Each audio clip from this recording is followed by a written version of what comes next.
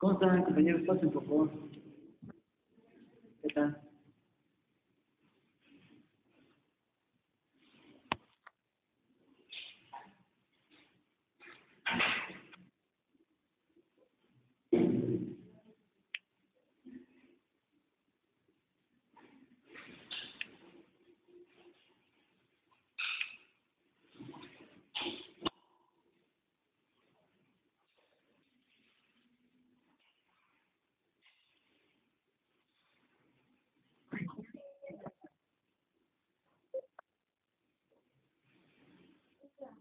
Doctor, buenas noches.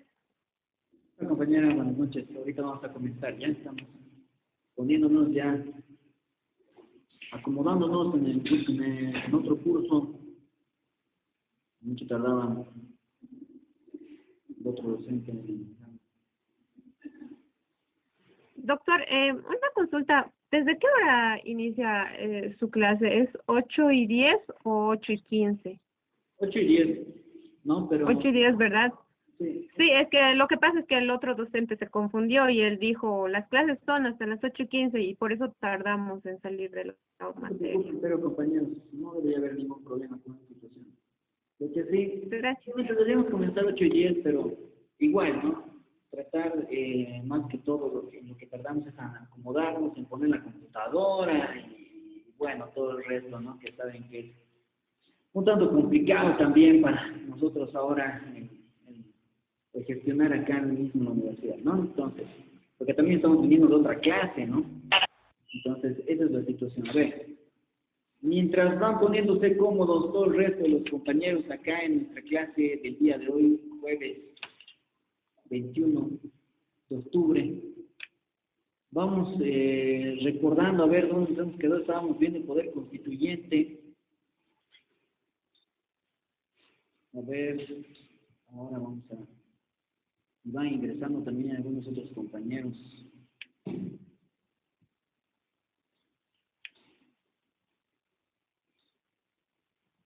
Bueno, entonces, vamos.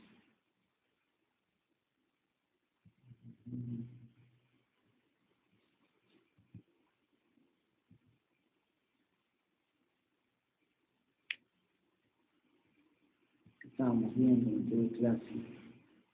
El poder constituyente, ya estábamos acabando, incluso ya tenemos que pasar a ver, diferenciar además a ese poder constituyente que nos ha mostrado muchos y muchas características que van a ser esenciales de análisis dentro del 411 de la Constitución Política del Estado. Vamos a ver.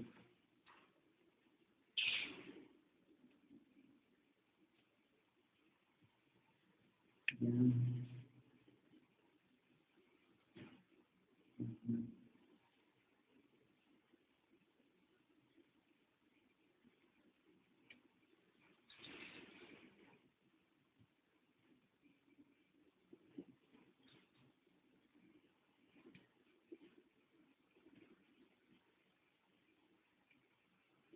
Ya. ¿Quién puede rememorar entonces lo que hemos visto en la anterior clase mientras van ingresando todo el resto? Porque sí, ingresando algunos compañeros. ¿Qué dicen? A ver, ¿quién estaba en la anterior clase también? Les voy a pasar la lista igual, que no me estoy olvidando. Ahora,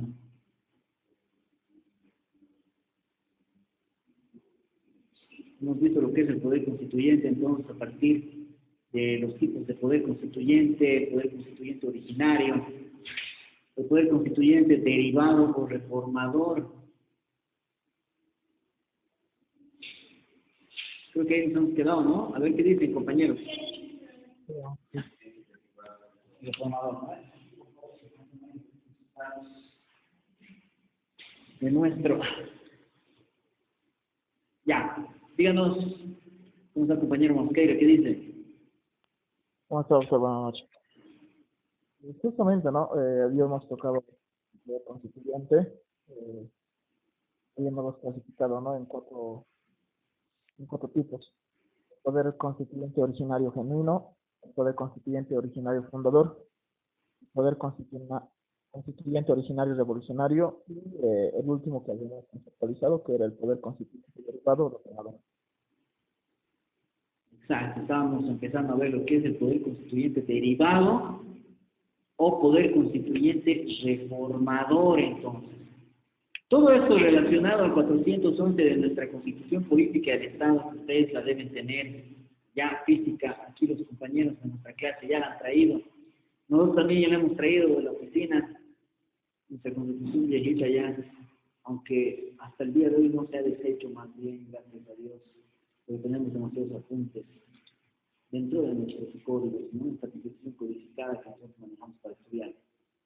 Entonces, compañeros, vamos viendo lo que es el 411, porque nos hemos quedado ahí viendo cuál es esa reforma que puede existir, gracias compañeros, respecto a las modificaciones, porque al hablar de un poder constituyente necesariamente tenemos que hablar del 411 respecto a lo que es la reforma total o parcial que pueda existir a una constitución, ¿no?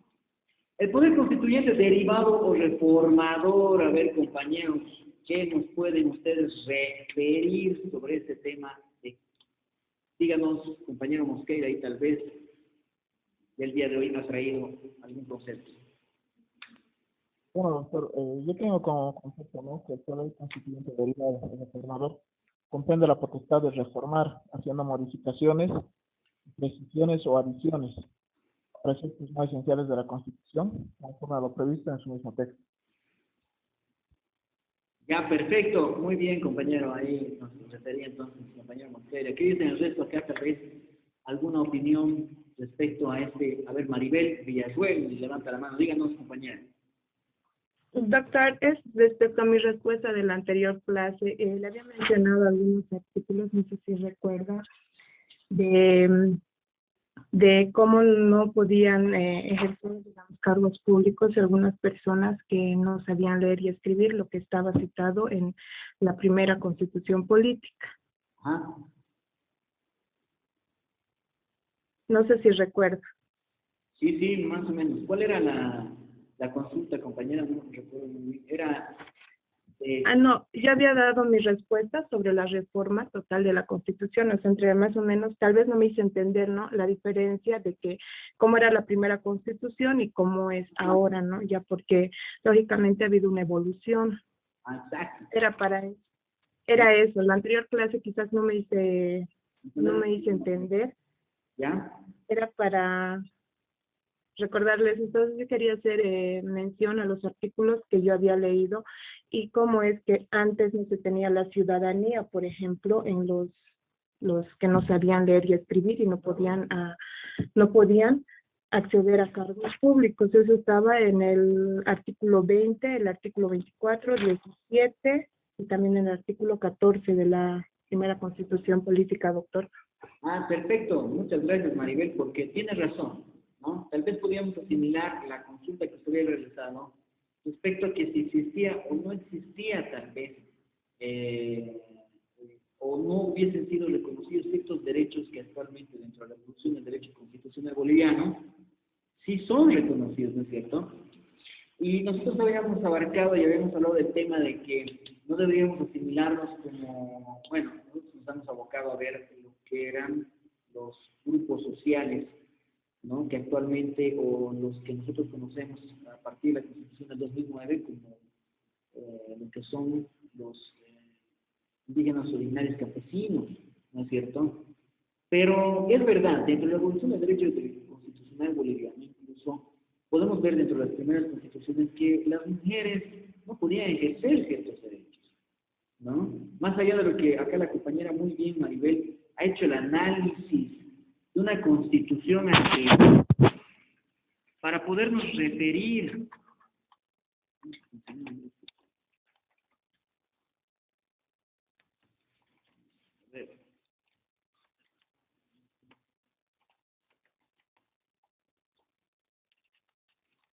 Compañeros, estoy teniendo problemas técnicos ahora sí. Se calienta un poco la computadora y bueno, hemos traído un cooler entonces para poder enfriar un poco. Entonces, en este tema específico tiene razón, ¿no? De que sí existían derechos que no se podían ejercer por cualquier persona, ¿no? Que incluso la ciudadanía, como dice la compañera muy bien, habíamos nosotros visto, y del análisis que ella realizaba a las primeras constituciones, en este caso la de 1816, que existía contradicciones con lo que prácticamente y actualmente nosotros vemos. Ese tipo de análisis, compañeros, es importante porque nos hace ver y nos refleja la evolución que necesariamente hemos tenido que atravesar dentro de nuestro país para poder arribar a lo que actualmente nosotros conocemos dentro de los derechos fundamentales que están instituidos en la Constitución Política del Estado, y la importancia que tienen actualmente cada uno de estos, y que no debemos perderlos. Y ahí viene el análisis entonces de la compañera más allá de tener que reformular la Constitución, ya sea parcial o total. Dentro de ese poder constituyente derivado y reformador que nosotros estamos viendo como subtítulo entonces, compañeros, gracias por realmente su análisis, compañera, muy bien, nos parece excelente. Dentro del poder constituyente y la reforma constitucional, debemos entender al poder constituyente derivado y reformador. Muy bien nos decía el compañero aquí, Mosqueira, que viene a reformar, que de cierta manera nosotros venimos a asimilar que está por encima de todos los poderes constituidos la Constitución Política del Estado. Y que esa Constitución, por ende, va a venir a reformar la misma, y hasta que nos van a dar un resultado del ejercicio de este poder constituyente. Y que dentro de ese poder constituyente derivado corresponde al poder de revisión, ¿no? Al poder de revisión total o parcial de este texto constitucional, conforme a un procedimiento preestablecido que nosotros estábamos viendo en la anterior clase, ¿no? Un procedimiento preestablecido que no tiene relación dentro de lo que nosotros hemos visto en el poder originario o genuino.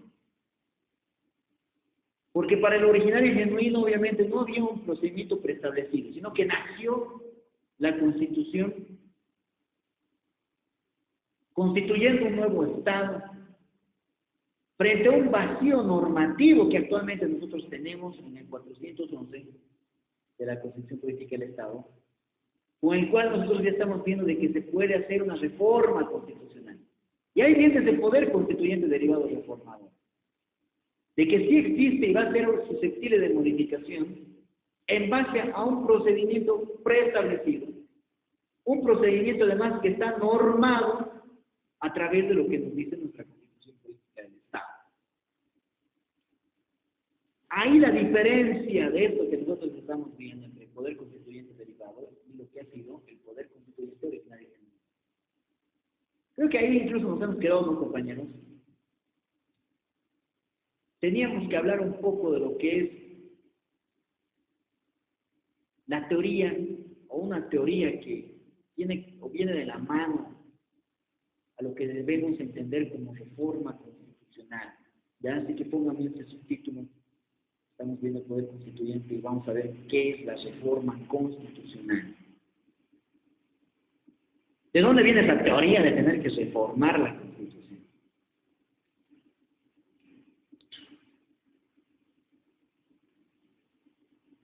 Debemos entender entonces dentro de la teoría de la reforma constitucional que dentro del historicismo que ustedes han analizado en derecho, o introducción al derecho, filosofía jurídica también, se creía que la Constitución era inmortal porque no podía fenecer tal vez desde ningún punto de vista, y que esa Constitución debía ser eterna, que prácticamente no podía o no existía la posibilidad de ser sujeta a una revisión, o pudiese ser sujeta a una reforma, Porque era algo que ya estaba establecido y que no veían la necesidad de tener que modificar. Pero dentro de la evolución de la sociedad ha sido necesario que nosotros veamos que sí exista reforma constitucional, ya sea parcial o total, que pueda tener una constitución.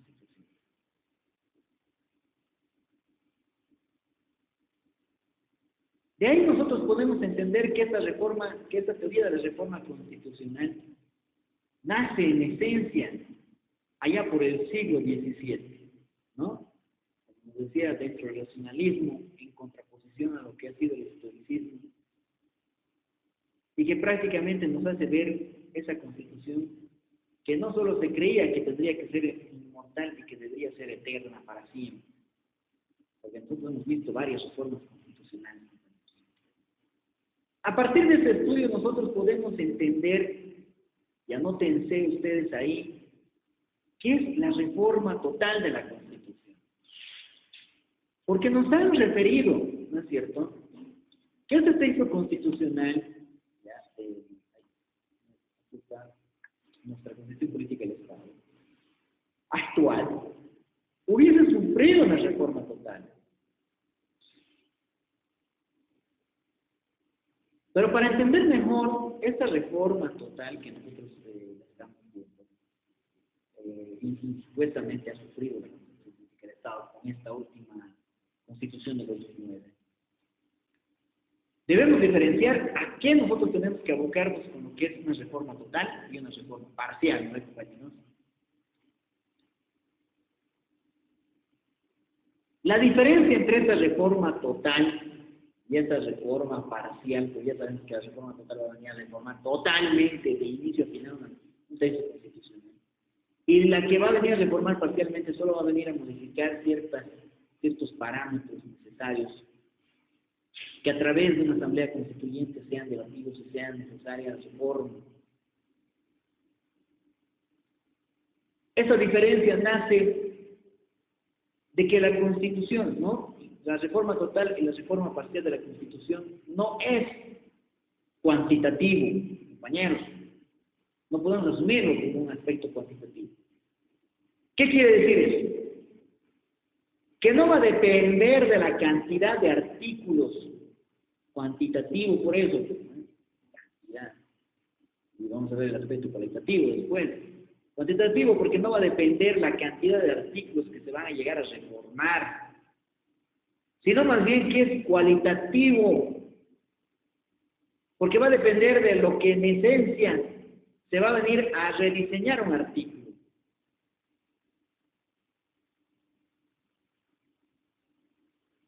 Nos decía Carl Smith, ¿no?, nos dice algún autor respecto a Carl Smith, que se refiere a artículos que expresan decisiones políticas fundamentales, como por ejemplo el muro de separación de la Iglesia con el Estado, ¿no?, la separación de poderes, que necesariamente se requiere la reforma total de la Constitución para poder establecer ese aspecto. Ahora vámonos al aspecto concreto de nuestra Constitución Política del Estado actual. ¿Qué nos dice respecto a lo que nosotros tenemos que entender que ha sido o es una reforma total de esta Constitución? Para nuestra Constitución, compañeros, deberíamos asumir que existe una reforma total. Si de cierta manera llega a afectarse a todo lo que es, y nosotros entendemos, está estructurada la Constitución de esta manera, como las bases fundamentales de la Estado. Debería tocarse las bases fundamentales del Estado. Los derechos, deberes y garantías constitucionales. Y al mismo tiempo, a la primacía y reforma a la Constitución. A eso nosotros nos referimos con lo que deberíamos entender en nuestra Constitución, con la reforma total de la Constitución. Tiene que afectar bases fundamentales, derechos, deberes y garantías, compañeros, constitucionales que están establecidos en nuestra Constitución. o irse a la privacidad y reforma de la Constitución. Respecto a ese tema, y es por eso que conforme al 410, parágrafo segundo de la Constitución Política del Estado, ¿qué nos dice?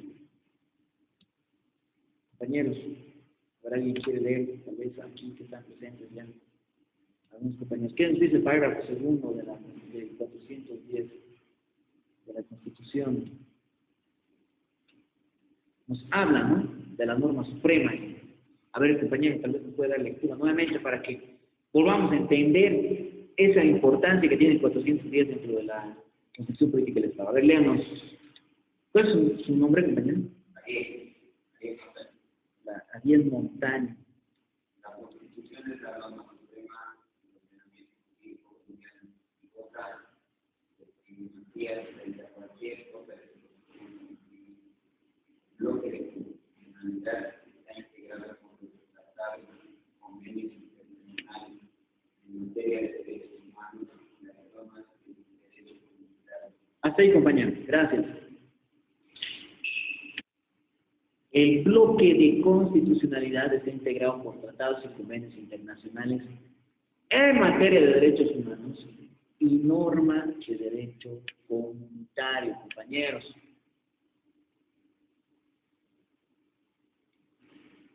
¿Eso a qué nos conlleva?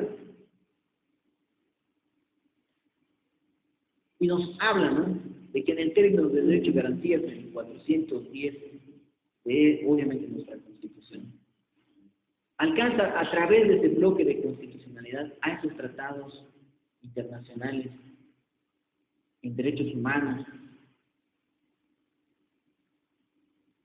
por su esencialidad que viene a requerir del proceso de reforma total de la Constitución. Hay la importancia de que exista una modificación o una reforma total de la Constitución a través de lo que nosotros hemos visto que debería responder a esta reforma total. Las bases fundamentales, los derechos y deberes y garantías, que en esencia deben ser entendidos a través del bloque de constitucionalidad, a esos derechos humanos, compañeros. Esa reforma a la Constitución Política del Estado, que obviamente de forma actual se la realiza a través de una asamblea constituyente, lo hemos visto, ¿no? Ahí ustedes se van anotando. La reforma total de la Constitución necesariamente va a tener que atravesar por una asamblea constituyente originaria, a la cual también se la denomina plenipotenciaria,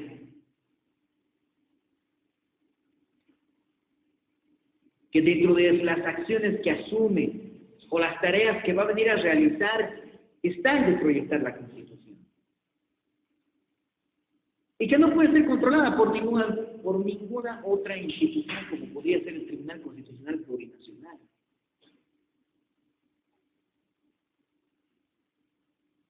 Y que nosotros a partir del 411 ya sabemos que se va a tener que convocar a través de un referéndum, obviamente la reforma total a partir de la Constitución, esta a través de una iniciativa ciudadana. Y yo pienso que tiene que ser un tema de examen, compañeros, una pregunta de examen, porque estamos hablando respecto a la reforma constitucional, ¿no es cierto, compañera? Estamos hablando a través de qué o de qué concretamente nosotros vamos a asumir de que pueda realizarse una reforma a esta Constitución. A una convocatoria que nos hace referencia, que se activa mediante este referéndum, que la Asamblea Constituyente se va a venir a autorregular y desarrollar sus funciones, siempre en base al objetivo que tiene de redactar, o de la forma en la que tendrá que redactarse ese proyecto de Constitución. Esta Asamblea Constituyente, además, que va a venir a aprobar ese proyecto constitucional, como hemos visto a través de los 2/3 de sus miembros presentes. Y es así como nosotros entendemos entonces que puede existir una reforma total a la Constitución Política del Estado. Pero, ¿con qué nosotros nos abocamos a tenernos que ir y hablar de una reforma parcial de la Constitución? Exacto, compañero, ¿no? Porque nosotros vamos a tener que ver necesariamente de que solo va a existir algo necesario en lo cual nosotros vamos a tener que ir, o bueno, una asamblea constituyente va a tener que reformar parcialmente esa constitución que ya está establecida. Esa reforma parcial de la constitución, en cuanto a la modificación, que obviamente tienen que ser únicamente algunos artículos, no va a afectar lo que en esencia nosotros hemos visto respecto a las bases fundamentales. Miren, para que haya reforma total de la Constitución, tiene que tocar las bases fundamentales del Estado, pero tenemos muy bien delimitadas en la Constitución. Derechos, deberes, garantías constitucionales. Y que a diferencia de una reforma parcial, no va a venir a tocar, no va a venir a afectar en esencia el diseño de Estado, y que va a venir a seguir un procedimiento establecido. ¿Y cuál va a ser este procedimiento que ustedes se van a notar, compañeros? Porque aquí, en cuanto a la reforma total de la Constitución, lo hemos referido, y para la reforma parcial, va a tener que iniciarse por una iniciativa popular. Esa iniciativa popular que va a tener que venir a ser valorada respecto al 20% del total de la población, dentro de lo que estaría, o dentro del electorado, nos dice algunos autores, dentro del electorado. ¿Qué quiere decir? Todos los que están inscritos en el padrón, de ese 20%. O va a venir a ser también, o va a existir una reforma parcial, por medio de una ley de reforma constitucional. Ley de reforma constitucional que tiene que ser a través de la Asamblea Legislativa Plurinacional aprobada. Una ley de reforma constitucional. ¿Quiénes conforman la Asamblea Legislativa Plurinacional? Senadores y diputados. Obviamente por los 2/3 de los miembros presentes. Y que no debemos nosotros asimilar que la naturaleza de esa ley es legislativa. Eso quiere decir que no tiene el mismo tratamiento que una ley. Lo que ve la Asamblea Legislativa es evidentemente el tratamiento de todas las normas que atraviesan por la misma y que son aprobadas, ¿cierto? Pero en este caso no es pues que están haciendo una ley específica, están haciendo una norma, una ley preconstituyente. Algo muy distinto al procedimiento que se lleva a cabo en una ley, ¿no? Una norma preconstituyente. Otro de los aspectos para la reforma parcial es de que se puede celebrar mediante un referéndum constitucional aprobatorio o denegatorio para realizar esa reforma parcial. Celebración de un referéndum constitucional aprobatorio o más allá, uno denegatorio sobre esta reforma constitucional. Vamos a quedar ahí, compañeros, en cuanto a lo que es nuestro tema de poder constituyente.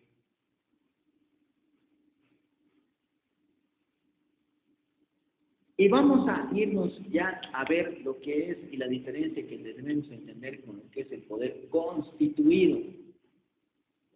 ¿Ya? Como nuevo tema, por si acaso, tema, ¿qué número de tema nos toca? Tema 7. Poder constituido. Para todos nuestros compañeros que están tanto en el aula virtual como en nuestra aula presencial.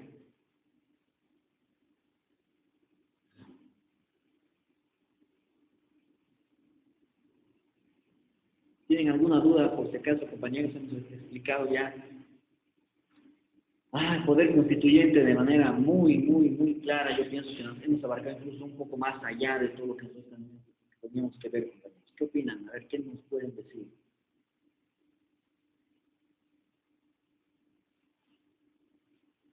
¿Qué dicen?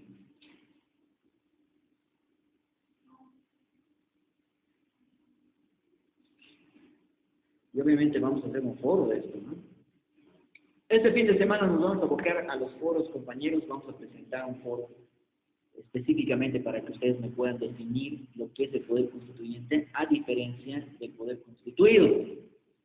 ¿Ya? Ya está claro lo que es el poder constituyente. Y este tema del poder constituido es muy cortito y va a ser muy fácil de entender porque ya sabemos cuál es la diferencia que va a tener con el poder constituyente.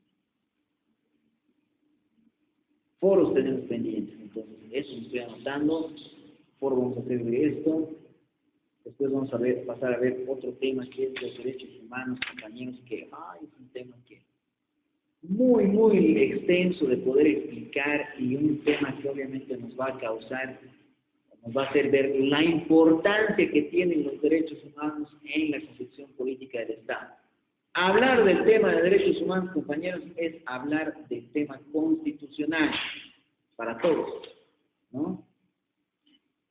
Vamos a mandarles el link nuevamente a todos los que están en nuestra clase virtual, compañeros, y nos vamos a volver a conectar en uno nuevo para poder continuar con lo que es esta clase del día de hoy, jueves 21.